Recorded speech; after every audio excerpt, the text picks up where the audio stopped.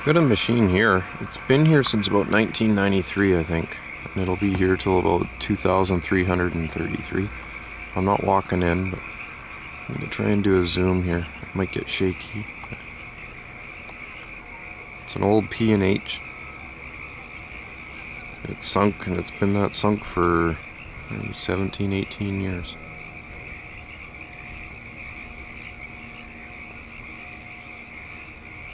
Anyone that watched that other one I've got, the Hitachi EX200 in Surrey, that S&S excavating one I went by the other day, it is still sitting there.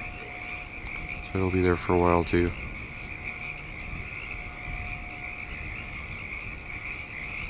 There's our P&H. It'd make a good walk around. But, maybe one day I'll go in there. I don't think it's going anywhere too quick.